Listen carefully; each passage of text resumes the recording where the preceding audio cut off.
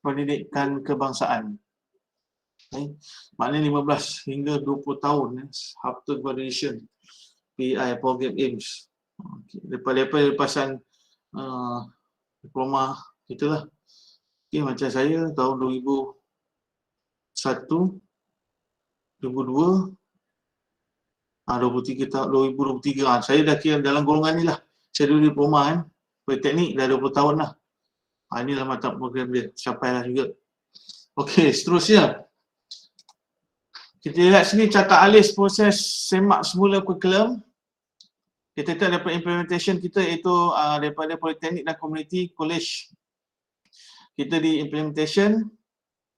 Kalau kita tengok carta ni, kita dapat lah daripada notification to make a professional, kita approve, yes. Curriculum approve. Kemudian yes, sub-committee. Kemudian kita pergi pada curriculum review.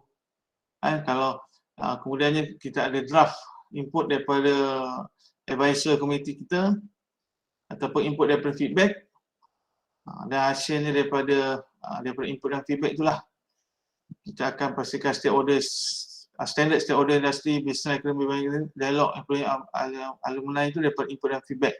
Ini adalah carta alih proses semak semula kurikulum yang kita lakukan selama ni lah. Okey. So jangan risau, slide ni kita akan share lah. Kalau ada apa-apa boleh tanya.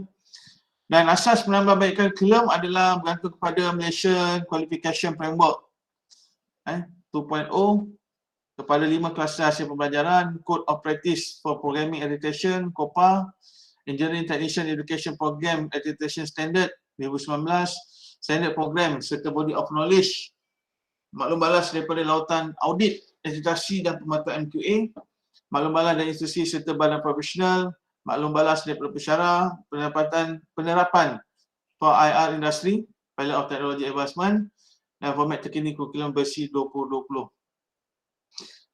Dan track di dalam DDT, itu Diploma Teknologi Maklumat Teknologi Digital. Kita ada track Software and Application Development, kita ada Networking System, track Information Security, Games Technology, Data Management and Visualization, dan track Web Development.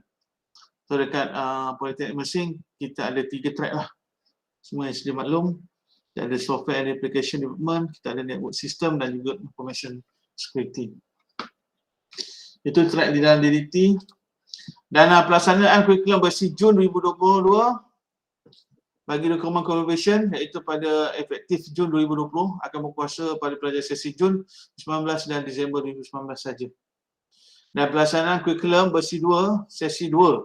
Pelaksanaan bagi dokumen conversion 27.2 efektif season 2 2001-2022 ini akan berkuasa pada pelajar sesi Jun 2020 dan Disember 2020 dan seterusnya lah.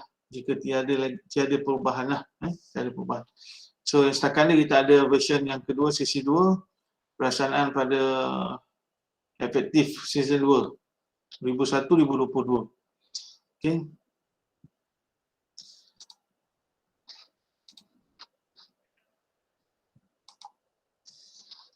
So apa perbezaan di antara program information version Jun 2022 dan juga Disember 2020? So course information sebelum ni kita ada Diploma Information Technology, 3 course use course information, antaranya switching, routing essential, scaling network dan connector 1 lah. Okay. Student intake Jun 2019 dan Disember 2019. Untuk student intake Jun 2020 onwards, kita ada kod lain lah. Nanti kita tengok dekat ni, sebab saya dekat kita punya mailing ada share lah berkenaan dengan program course dan juga kurikulum. So pelaksanaan kurikulum, kita tengok table ni lah. Daripada sesi 1, kalau kita tengok yang purple tu, so daripada semester kita, daripada semester 1, kalau kita tengok tadi efektif kan. So daripada efektif tadi Jun 2020, warna merah tu Jun 2020, 1, Disember 2020, semester 2, sesi 1 Disember 2022, semester 3 dan semester 4, kita ambil version 27. Okey. Dan sesi 1 2022.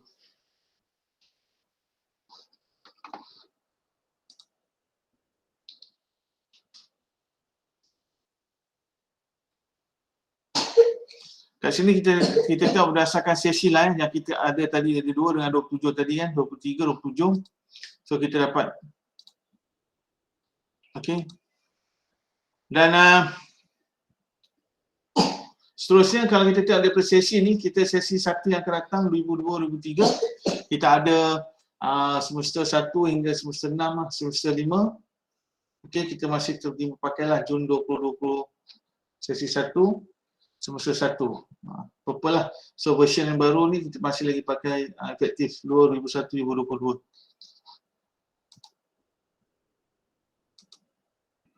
Okey, Diploma Information Technology Digital Teknologi seperti biasalah. Okey, untuk sesi Disember ni contohlah, satu sesi Disember. Yang ini untuk semakan untuk IFRP lah, IFRP ya. Kalau kita tengok dekat SPMP, kita boleh tengoklah dekat papas syllabus ni, kita akan tengok syllabus akan diukurkan kat sini lah. Ini sesi yang sebelum ni lah. Nanti yang sesi terbaru nanti, dia kita akan dapat lah. Okey, untuk makluman tuan-puan semua, pemilihan subjek masih belum tamat lagi lah, sebab kita ada dimaklumkan tadi kan, kita ada 2 lagi staff kita yang akan menyambung pelajaran. Berkemungkinan akan ada perubahan lah sedikit, jadi belum dimutamatkan lah. Tapi bagaimanapun yang sedia ada tu tak banyak berubah lah. Okey, dan sini nanti dekat program overview dekat semakan IFRP ni, kita akan nampak lah kurikulum. Kita akan tengok program overview, program DDT, kemudian syllabus tu kita akan lihat kat sini lah. Okey. Yang ketiga ni semakan download SSD lah. Okey. Struktur program DDT. Okey, sini struktur program DDT. Sinopsis program DDT. Sinopsis. Okay. This program will provide education and training in computer field with a specific impressive or information technology area. The course provide opportunities for students to get into a broad range of career in variety of ICT sector.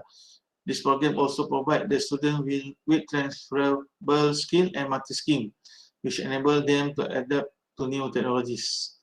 In addition to the technical course, students are also taught in English for digital technology, via etika dan peradaban, pengajian Islam, pendidikan moral and curriculum to ensure their competition in soft skill. The program emphasizes self-directed learning and hands-on competency. Graduate of the program should be ready to take the world of computer technologies. Okey. Inilah tujuan solusi program DDT kita lah untuk pelajar-pelajar kita.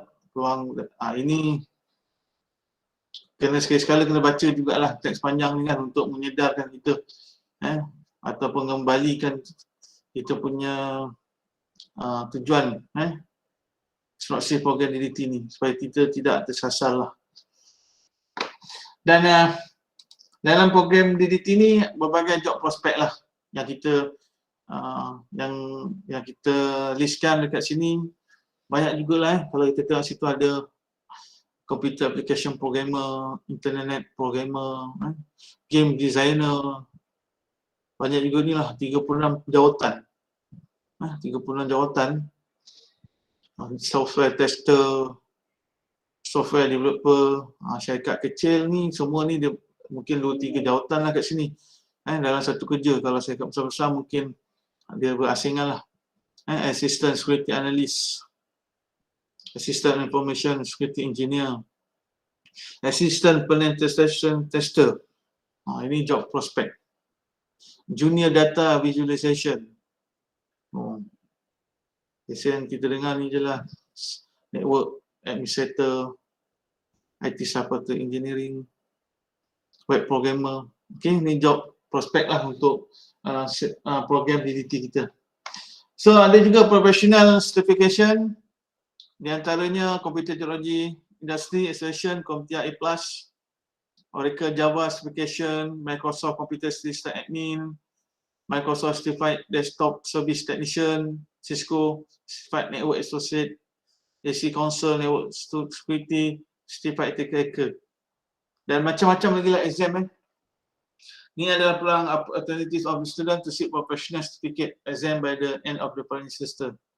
So ini ada peluang-peluang lah exam untuk professional cert kita pada student kita lah. Sebenarnya banyak lagi lah cert. Okay. So mungkin next kita cuba usahalah ada pelajar-pelajar kita yang berjaya lah untuk mengambil dapat professional certification ni. Dan dekat PND ni lah, Diploma Information Technology Digital, track networking kita ada, track information security, track software application development. Setakat ni 3 je lah. Setakat ni kita masih ada lagi 3 lagi. 3 track lah yang kita tawarkan. Dan visi dan misi program ini adalah to be the leading edge TVET institution. TVET to provide wide access to a qualified and recognized TVET program to empower communities through lifelong learning, to capitalize on smart partnership with stakeholder, to deliver holistic, integral and balanced value. So itu ada ciri-ciri TVET untuk institusi kita lah ke arah TVET. So lebih kepada technical lah. So kita pelajar-pelajar kita dapatlah pengetahuan dari segi lebih banyak lah dari segi praktikal.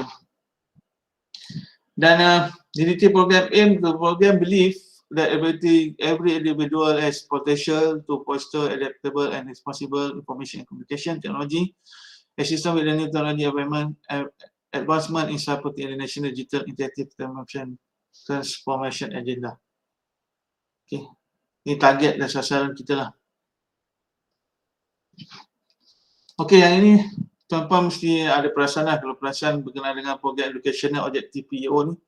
Kan? Ini adalah objektif kita. Okay, berkenaan dengan kalau dekat tadi kos program info adalah boleh tengoklah dekat program info.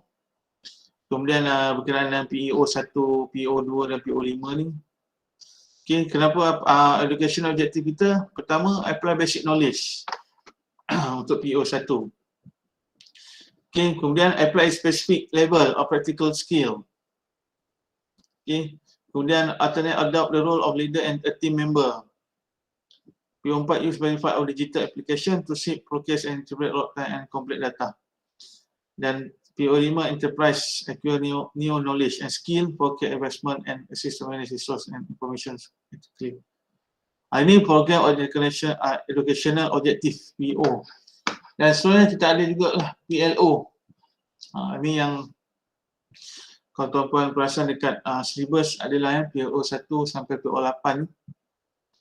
Okey, dah ada note dah PLO berapa kan. So kita kena tengoklah balik program learning outcome. Okay, kalau kita tengok dekat kita punya okay. Kalau kita lihat dekat kita punya syllabus adalah okay, kita boleh tengok balik.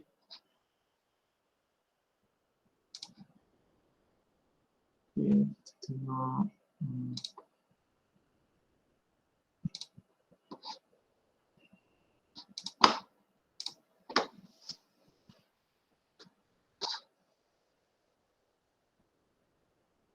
ya, kalau kita tengok balik dekat kita punya course learning outcome ni, CLO kita adalah PLO 3, PLO 4 ni semua dah tahu lah ni. Okay, PLO 1 sampai PLO 8 macam kes ni, PLO 3, PLO 4, PLO 6. So dekat sini kita lihat lah. Okay, so ada PLO 6, demonstrate, PLO 3, display information, dan PLO 1, practice information and communication technology. Okay. So dia ada berada dekat kita punya syllabus lah. Okay, seterusnya ini adalah cluster cluster yang kita ada.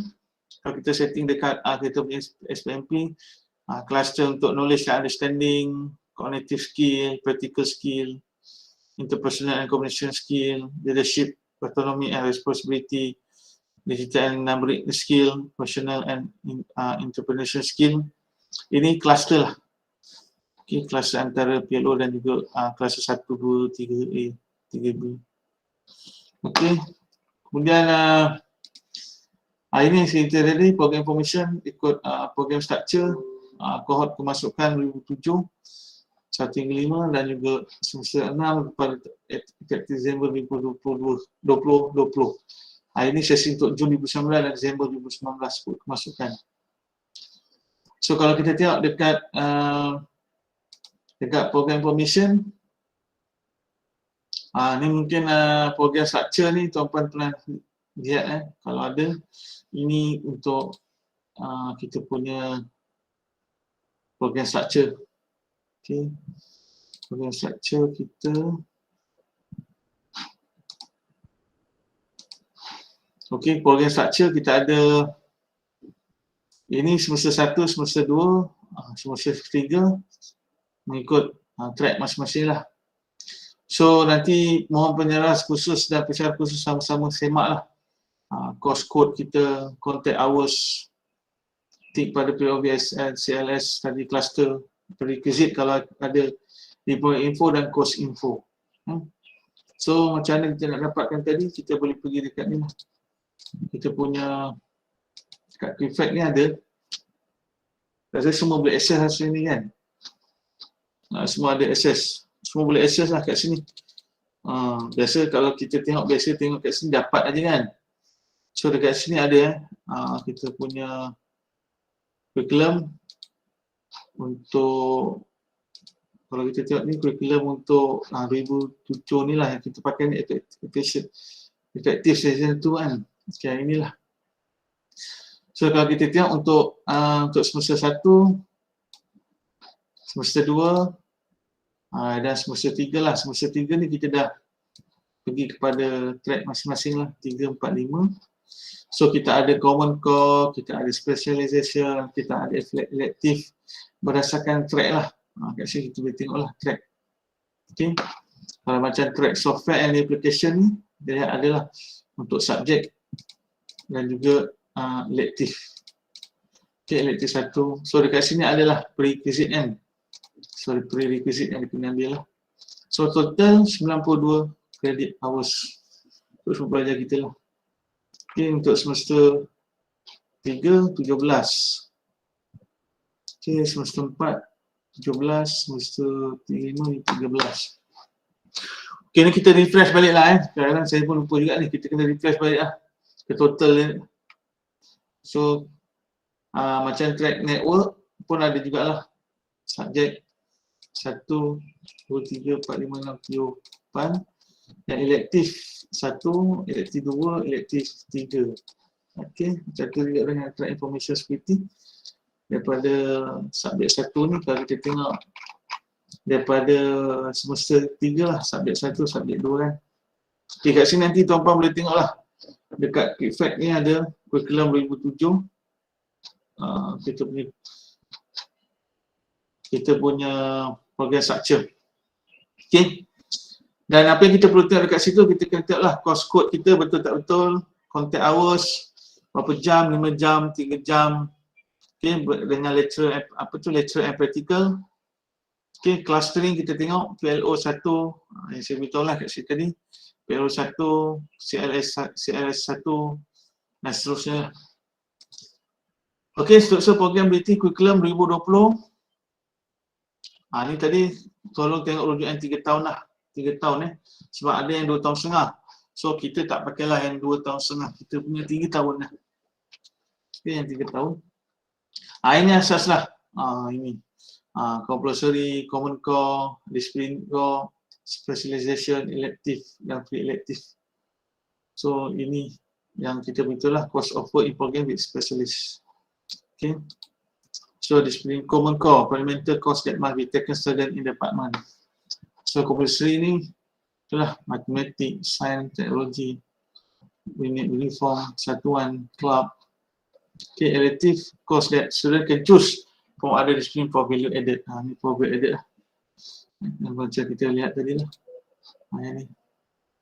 Okay, so kita ada specialization, subjek dan juga elective. Kita ada 1, 2 dan 3 lah. Pelajar boleh tengok lah. Okey, sambil tu bolehlah tuan-puan isi keadiran lah dekat link yang dipaparkan tu.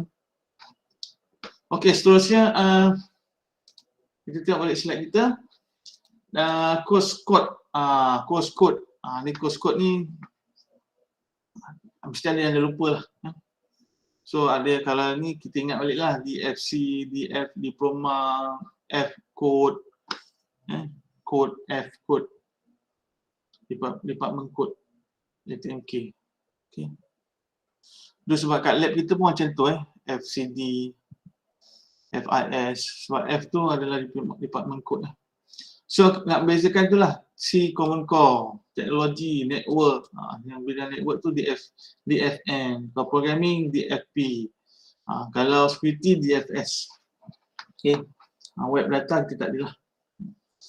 Okay. Itu kod yang ada macam ni lah, contoh lah. Okay. DFC berapa?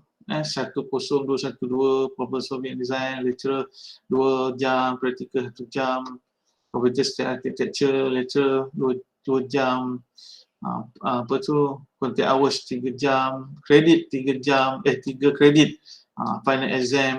Okay. Ini adalah dekat sini kan tadi. Dekat sini kan. Contohlah, kita ambil contoh dari sini. Digital media, lecturer, practical, credit value 3. Ada prerequisite tak ada, dia FA. So kalau kita tengok subjek kita ni, kalau semester 1, semester 2 ni masih adalah FE, masih lagi FE. So mungkin kalau ada perubahan daripada penyaras khusus untuk menjadikan dia sebagai FA, boleh lah. Boleh kita ni buat pembetulan ke. Contoh kalau kita tengok sini macam ICS kan, Introduction to Computer System, kita dah boleh buat lah sistem FA ke. Okay, operating system pun kita dah boleh buat cara FA. Kemudian introduction to network, kita pun dah boleh FA sebenarnya. So kita boleh ni lah nanti curriculum, kita boleh adjust sikit.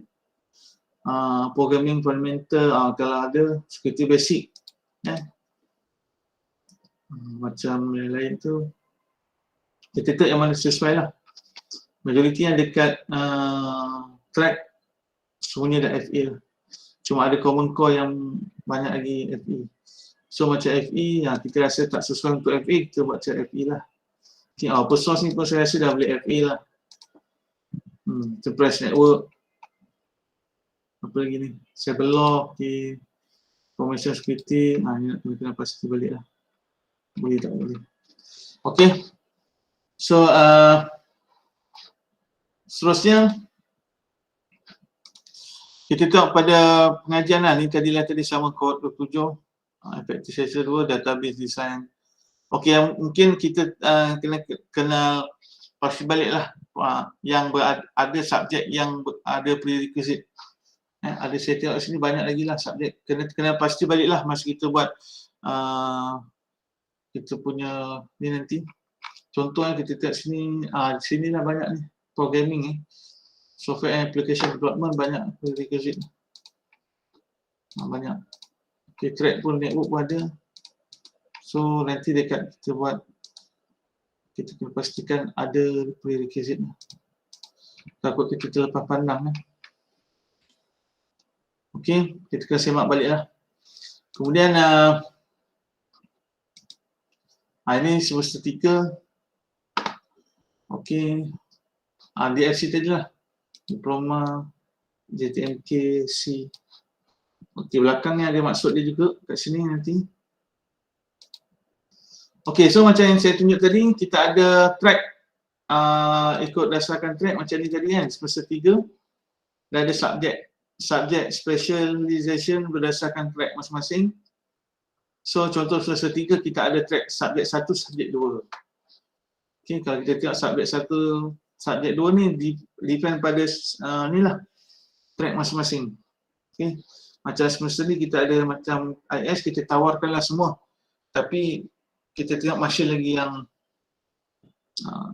kita open semua tapi masih yang ambil yang subjek yang sama lah.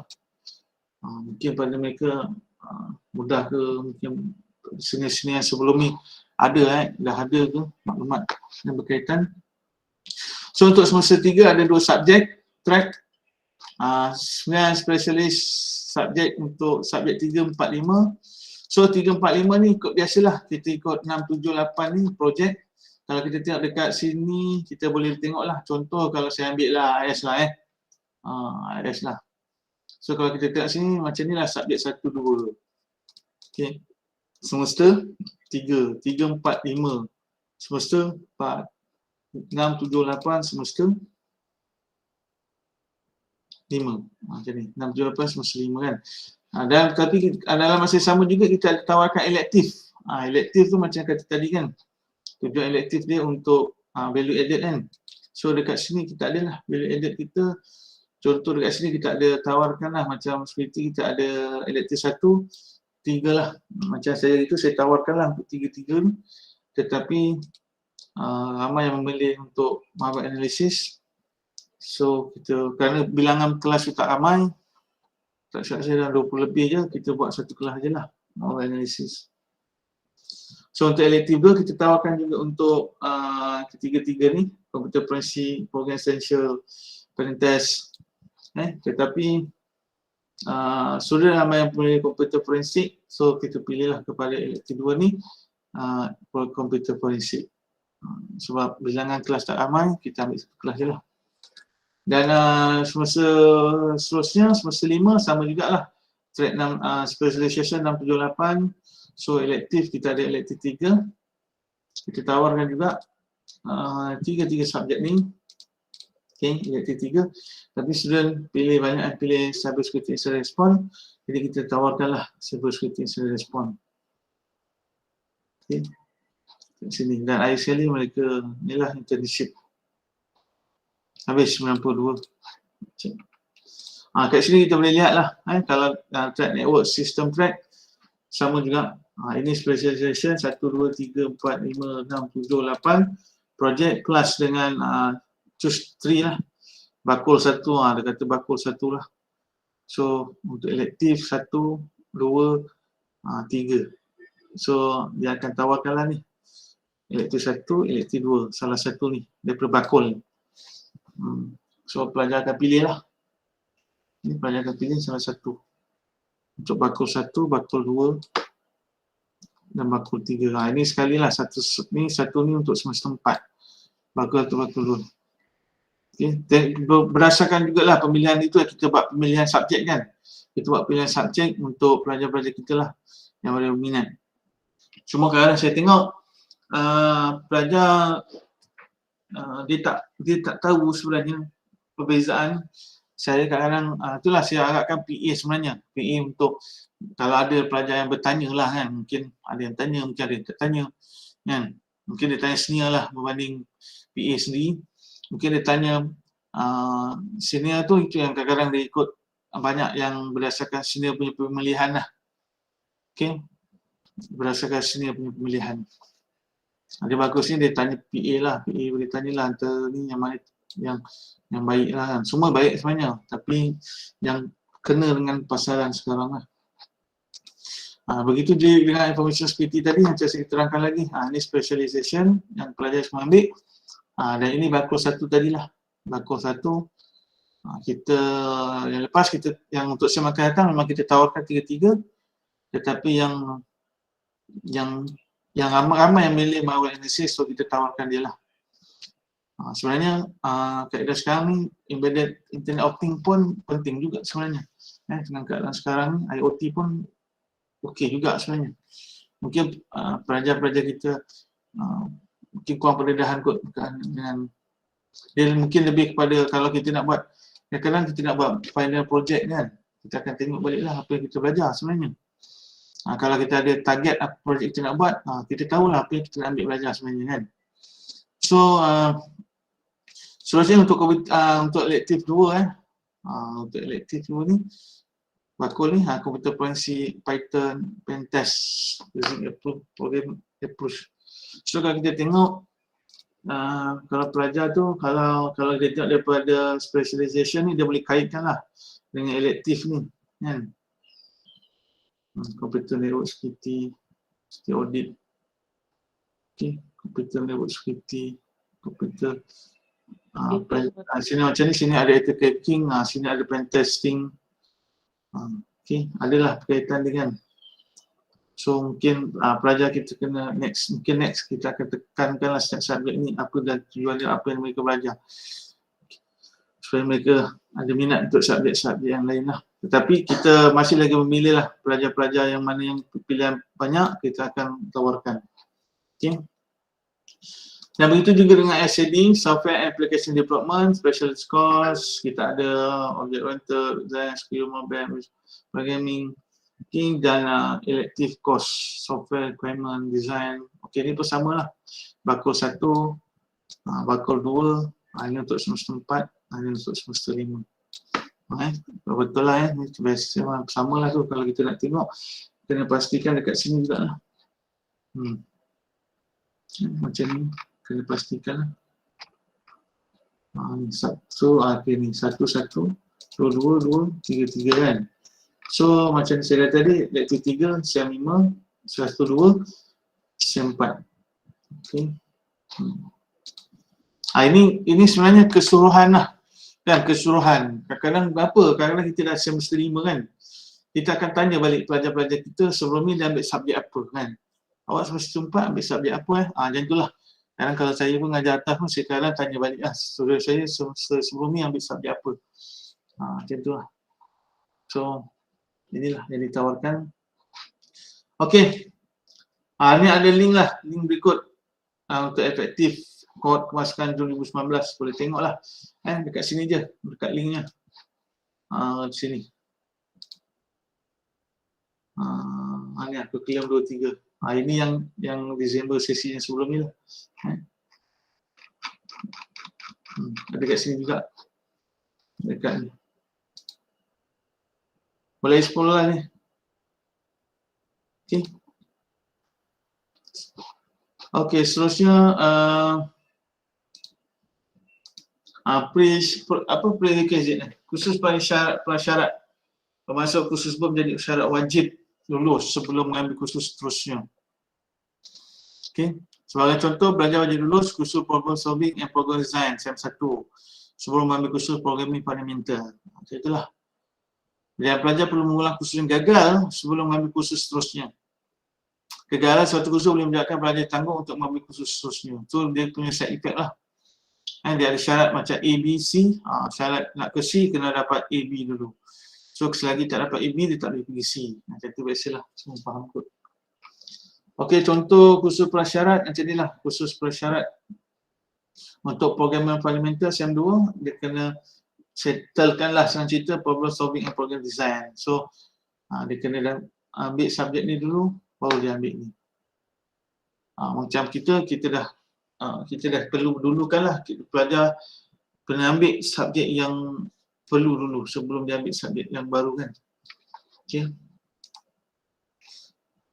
Okey, yang ini yang tadilah saya kata tadi, course, program level, diploma, department code, DTMK, area code, sini apa ni tadi? Common core kan, compulsory, macam itulah. Course level, ini kita punya course ability dan last sekali kredit. Ini course name. Inilah, tengok. Okay.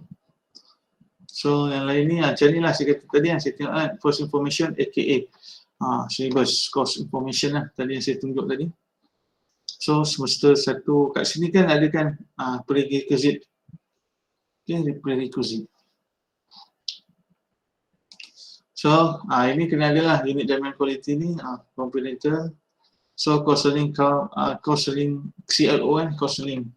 Kita tengok tadi hierarchy, kalau ingat ke atas ni kan kita cerita kan pasal CLO, PLO, PL apa atas semua tu kan. So CLO ni dekat masa kita mengajar lah. Dan kita ada kemas kini. Okay, RMS kita punya kemas kini ni. Okay. Yang ini kita masukkan berdasarkan kita punya ni tadi. By week. Minggu 1, minggu 14 lah. Okay. So seterusnya bagi RMS kita Mapping of the cost of account to program learning income teaching mental assessment RMS bahagian CLO dan PLO. Okay, tidak masuk RMS teaching and learning activities. Ini tak ada lah. RMS. So ada kat sini contoh Boleh tengok lah nanti RMS sebelum ni kita tengok balik. Kalau ada perbaiki boleh perbaikilah nanti ketua program boleh semak. Ini contohlah RMS bahagian topik dan spesifik proses. Nanti kita punya unit quality yang tak silap saya lah akan tengok balik lah kita punya untuk semester ni RMS jumlah lecture and practical bagi setiap topik, lecture, practical, kena pasti assessment kita, quiz, test ni contoh kat sini kan, F2L, non face to face, lihat tempoh bagi setiap assessment, masa, kena pasti jumlah assessment, bilangan, lihat pelaksanaan assessment on topik, tambahkan jumlah kuliah dengan assessment, F2L, pastikan jumlah jam kopi. Inilah 2 tambah 3. Ini semua kena semak lah nanti. 5 jam kali 70 jam. Ini yang 5 jam di kelas lah. Satu seminggu 5 jam. So sepatutnya dia ada dalam 20 jam lah sepanjang semester. Okay. So kena tengok balik lah. Ini macam tidak dimasukkan dalam RMS sejak activity. Antaranya adalah bahagian assessment lah. Kita tengok balik bagi assessment kita macam ni 70%. Maksud 70% tu 5 jam lah. Bukan, ni 70% daripada konteks assessment. Okay, 70% dan ini adalah FA ataupun FE 30%. Maksud maka kursuan ni 70% lah ni. Ni. Quiz 4. Okay, tengok balik chapter 1, 2, 3, 4. Test 20%. Chapter 1 hingga chapter 2. Case study 4. Case study sampai 4. Okay. 20%.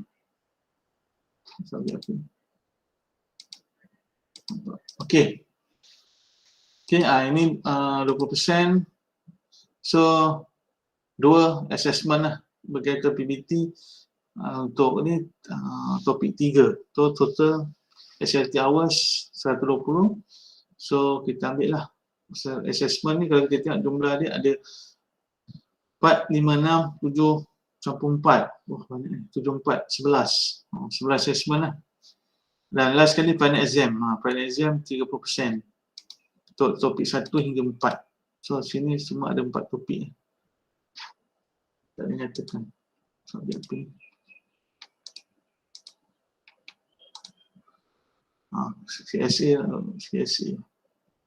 Okey. So sebagai pensyarah, ini tanggungjawab kita lah semua, masuklah saya kan.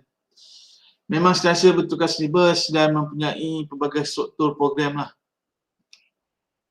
Okey, apabila terdapat perubahan struktur, kalau ada perubahan lah, perubahan atau program information, maka pensyarah perlu menyimak setiap item. Kalau perasan semester lepas ada perubahan kan, kita minta pensyarah khusus tu pensyarah untuk mengubahlah, menyemak setiap item balik dan mengenai segala perubahan. Contohnya jam pertemuan, topik assessment, ada assessment topik lain tak buat kan, ataupun topik tak kenalah dengan assessment tu. Okey, ada di kalangan pensyarah yang berminat untuk buat curriculum, boleh maklumkan kepada KP lah. Mungkin ada yang berminat lah, dia kata ni tak sesuai lah. Ini patutnya macam ni. Okey, ni kita boleh bawa bincang kan. Kita boleh bawa bincang. Bolehlah buat bincang. Tengok mana apa kurikulum yang kita bolehlah ikut keadaan semasa sekarang.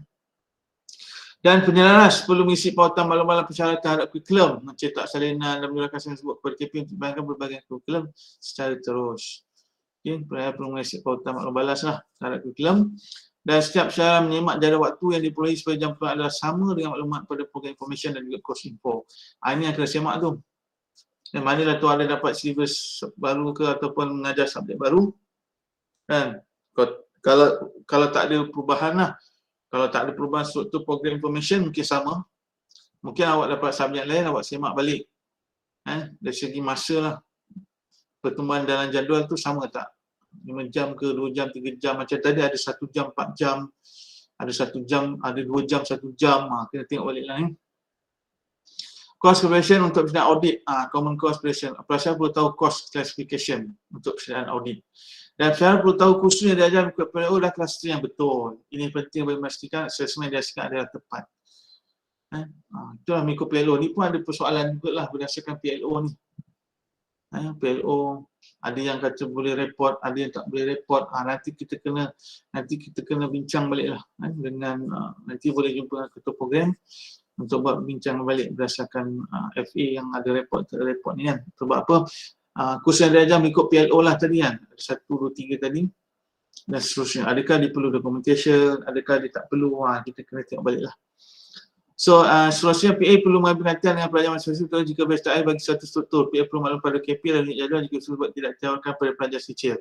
Macam ni, ada juga macam saya kata tadi sebelum awal tadi, kadang-kadang batch dia lewat ataupun dia dah terlambat lah. Mungkin ada subjek yang dia bukan kohort semasa ataupun silibus semasa, kita perasaan akademik kena ambil maklum sikit lah kan. Kadang-kadang pelajar ni dia tak maklum kat kita kan. Bila dah masuk belajar, dah tamat, dah masa pemilihan baru dia beritahu, so saya ni macam itulah. So itu biasa berlaku lah. Tapi kita minta PA boleh tengok balik lah subjek pelajar-pelajar kita. Kadang pelajar pun dia tak tahu pun kan, apa subjek ni kan. Dia ni ikut aja kan. So kita kena ingatkanlah sekat awal semester tu, kita kena ingatkan pada pelajar-pelajar yang ambil, ada yang macam sebelum ni kita buat jadual, kita dah minta kan pelajar-pelajar repeat apa semua kan. So kat situlah kita dapatkan makluman. Takut ada pelajar tak maklum kan. So mereka akan tercecer lah. Dan pensyarah perlu tahu domain taksonomi untuk merasakan penilaian lah. Ini domain taksonomi tu tahulah kan, yang bulat-bulat ni, C-block, P, pinsaf, A, pada pertuan lah. Ni ada lagi tak? Ekspanduan GGP. Ekspanduan GGP. GGP kat sini. GGP. Ni lah.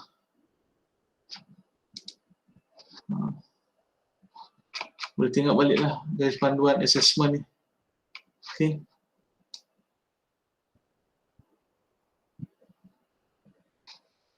Boleh tengok balik garis panduan amalan baik penilaian pelajar. Okay. Ni belum.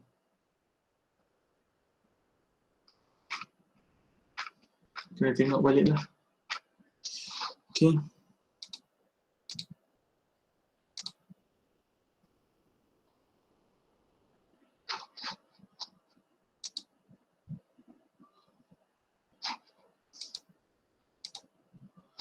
Okay. So GGP tu boleh tengok lah untuk penilaian pensyarah dari segi assessment mengikut domain taksonomi. Okay. Kita kena tengok balik lah, adakah assessment kita tu sesuai, tak sesuai. Okay. Kita kena tengok balik, terutama yang berkaitan dengan praktikal lah. Okay. Nanti kita boleh bincang lah sama KP masing-masing. Dan maklum balas kurikulum macam saya kata tadi, kita boleh buat maklum balas kurikulum. Okay.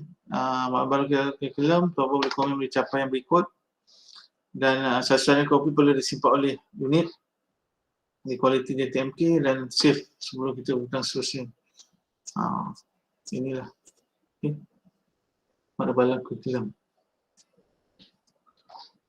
Okey, habis kurikulum, kita masuk sedikit tentang outcome based education. Okey, penilaian OBE, komponen OBE, student centered learning. So outcome based education, sistem pembelajaran fokus dan jelas.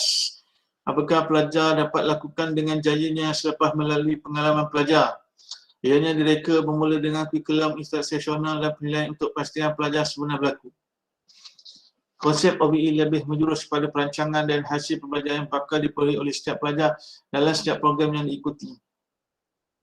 Hasil pembelajaran lebih menjadi terhadap soalan apakah jangkaan yang perlu pelajar capai dari segi pengetahuan, kefahaman atau kebolehan. Ini jangkaan kita lah. Outcome based education ni. Apakah jangkaan yang perlu pelajar capai dari segi pengetahuan, apakah yang mereka dapat lah, kefahaman, pengetahuan yang mereka dapat hasil dari pelajaran tersebut. Okay. Dan kita ada komponen dalam OBE, iaitu dari segi curriculum, learning outcome, assessment, teknik ataupun teacher and learning activities, Ini adalah komponen dalam OBE. Okay. Kalau kita tengok prepare by lecturers, apa yang pelajar prepare by lecturers? Bukan dari segi nota saja ataupun slide saja, tetapi dari segi peralatan lah. Kalau kita ada peralatan yang kita perlu set up untuk kemudahan pelajar-pelajar kita, sepatutnya kita dah boleh set up lah untuk kemudahan pelajar kita. Mungkin ada yang sedia maklum berkenaan dengan komputer ke apa kan. So bila berkaitan dengan komputer tu, kita boleh tengok balik lah persediaan kita. Itu sebab sebelum kita akan kita akan allocate lab mana yang sesuai untuk diguna pakai. Dan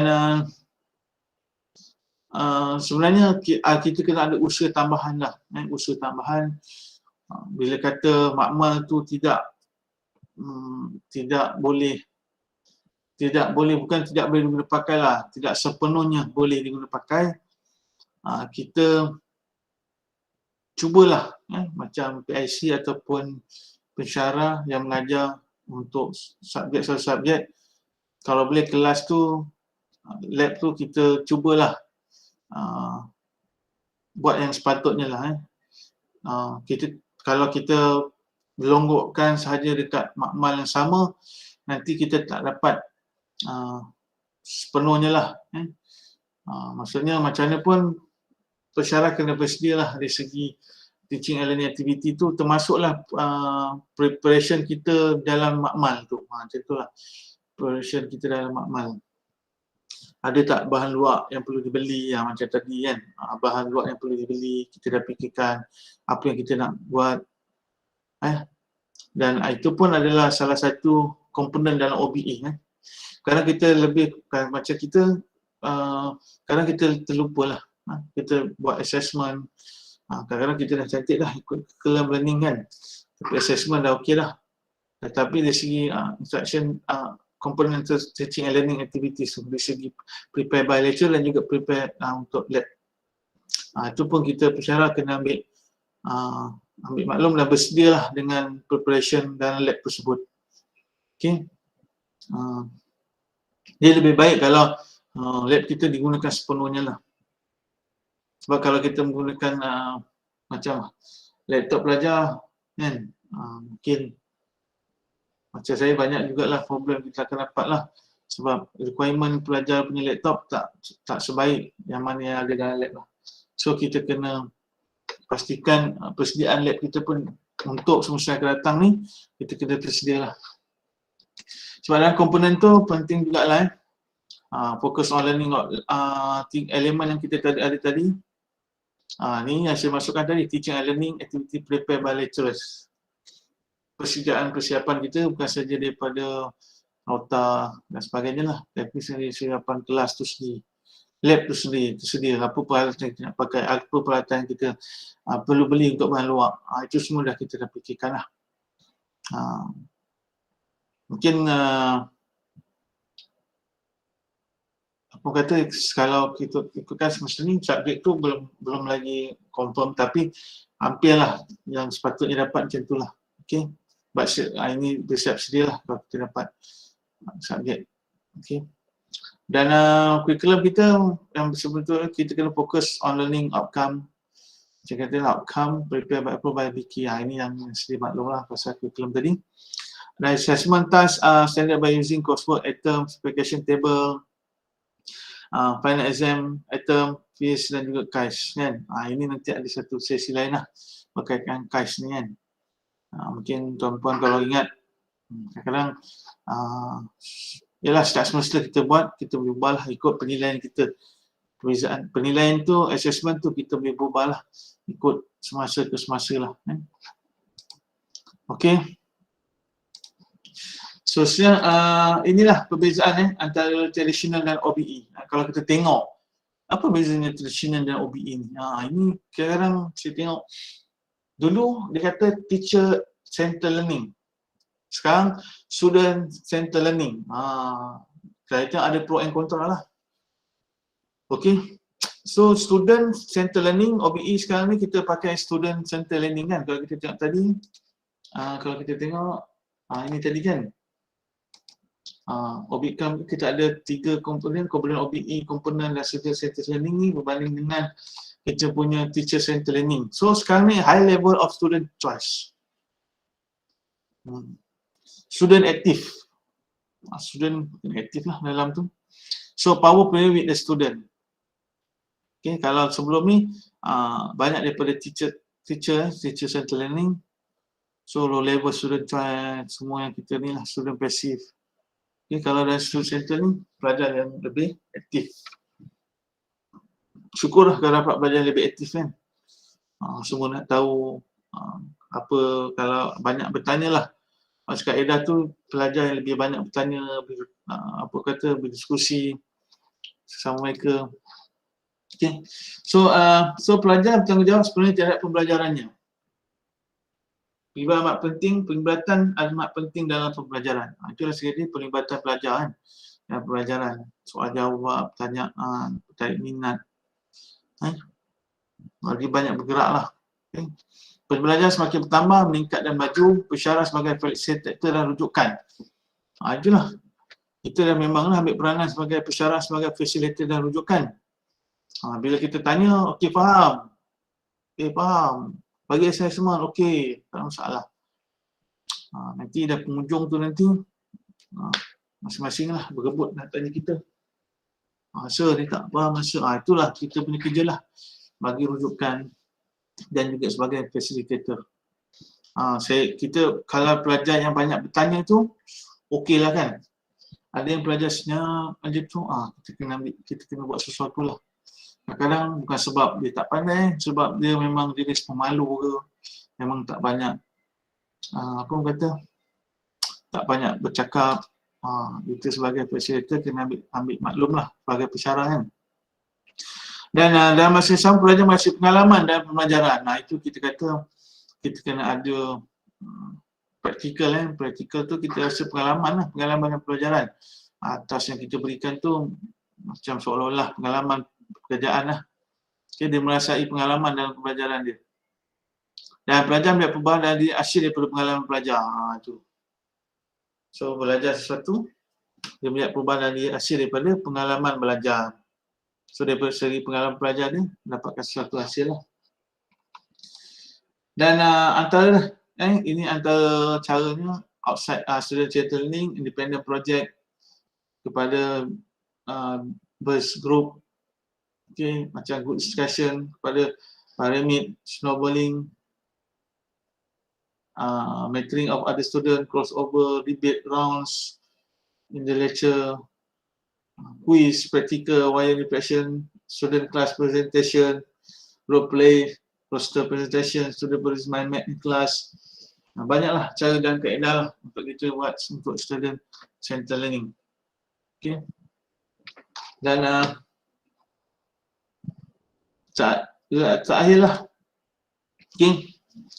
So macam biasalah untuk semester yang akan datang kita kena rancanglah pelbagai topik dan juga minggu. Okay, dalam course online kita sediakan RMS dan course online untuk sesi baru dan semakkan oleh ketua program lah sebelum sesi baru bermula. Ingat sebelum sesi baru bermula. Jangan dah bermula nanti nak semak dah tak boleh semak lah. Sayang aja lah.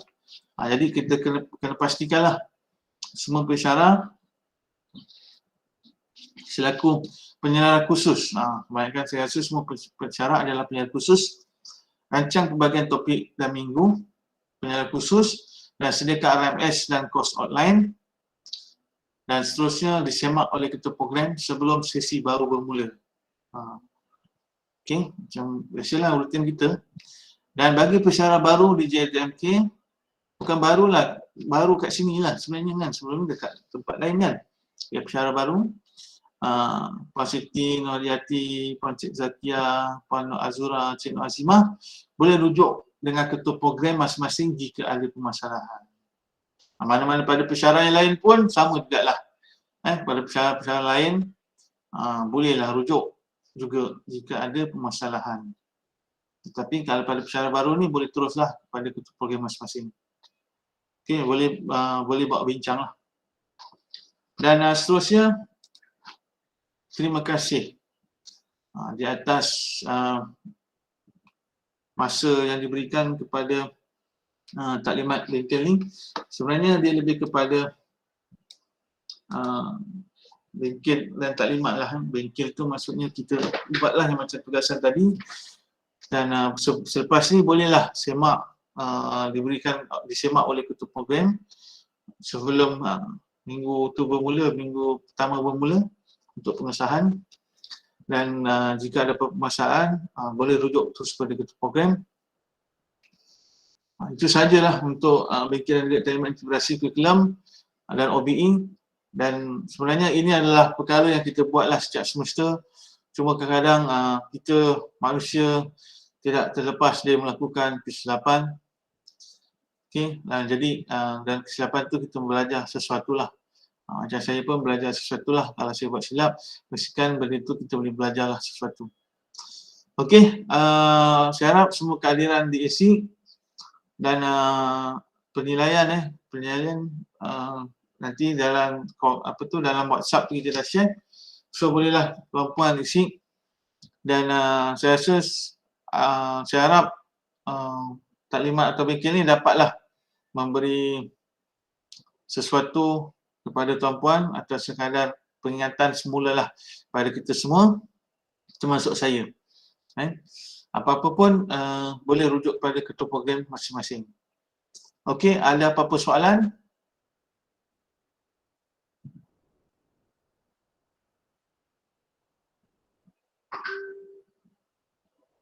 Ada setakat ni. Okey, terima kasih Sarifah Hana kerana tiada apa-apa soalan lagi. Yang lain kalau tiada, saya rasa setakat ini saja.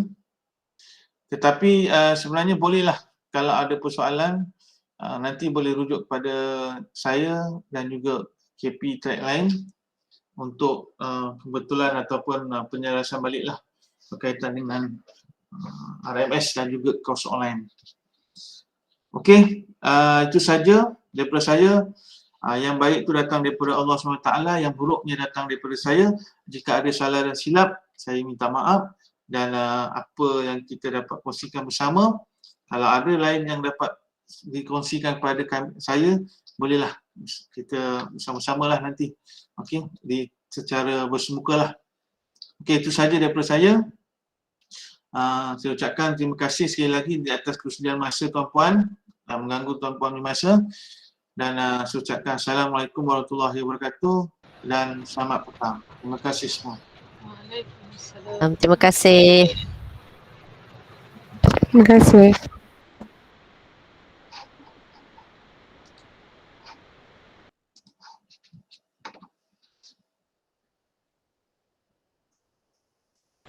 Chris, kau kat mana tu? Apa? Ada kat mana tu? Kat lab. Cantik Kau je tu lah. cantik je, biru kan? Itulah. Mantap kan? Bila lab aku nak cantiknya tu? Tunggu bajet turun lagi. Itulah nanti Esah kena tengok lab ni lah. Nampak aja Esah dapat ni ya. Tengok lab kan. Okey, terima kasih semua. Jumpa lagi. Bye.